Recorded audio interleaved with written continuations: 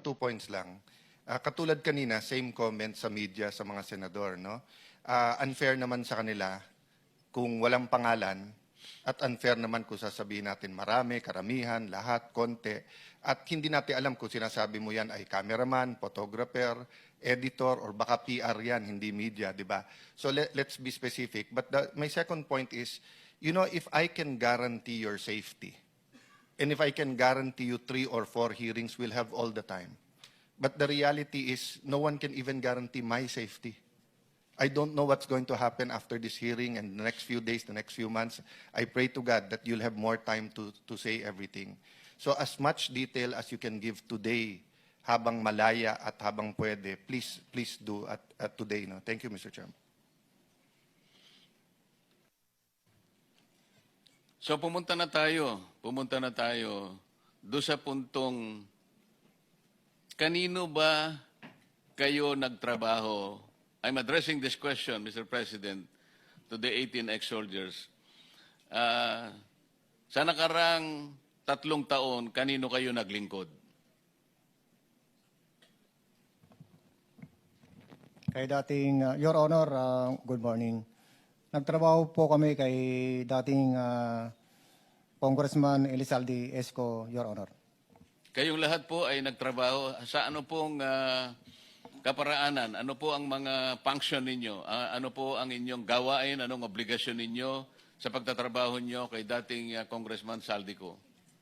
Nagtrabaho po kami bilang driver bodyguard at the same time basurero po, Your Honor.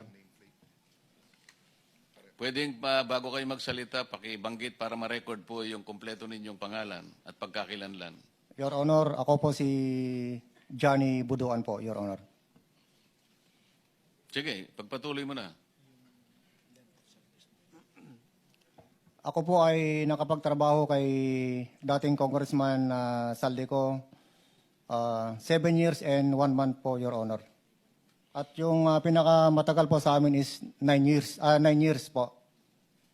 Kanina pong tinanong ko kayo kung sino-sino sa inyo ang nagdadala ng maletang pera na aking nabasa sa inyong pinagsama-samang salaysay. Halos kayong lahat ay nagtaas ng kamay. Pwede ko bang itanong sa inyo, dahil nabasa ko rito, dinescribe pa ninyo ang laman ng bawat maleta. Meron kayong sinabing maliit na maleta, meron kayong sinabing na medium na maleta, at isang large na maleta. Pwede ba niyong ulitin dito sa pagdinig? Gaano ba ang laman nung tinatawag niyong small? Yung small, Your Honor, is naglalaman po ng 20 to 25 million. Pesos? Pesos po, Your Honor. Yung medium? Yung medium po is 40 to 50. Then yung large po, 50 to 70 po. Paano nyo naman nagawang i-estimate? Paano nyo ano ba yung estimate sa Tagalog? Paano nyo natansya na between 20 to 25 o 40 to 42 or 50 to 60? Kasi po, Your Honor, every time po na nagkakarga po kami or nagbababa ng mga mali-malitang pera mula sa unit ni dating congressman, ay meron pong post-it po na nakalagay sa mismong maleta.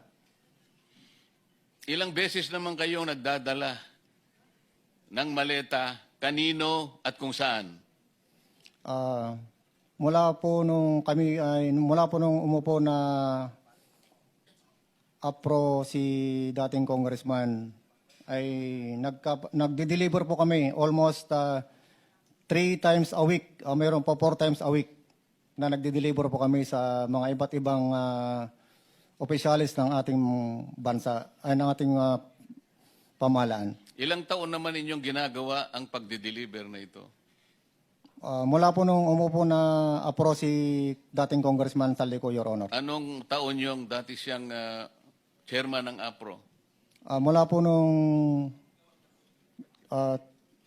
2022, Your Honor. Hanggang 2025? Yes po, Your Honor. Tatlong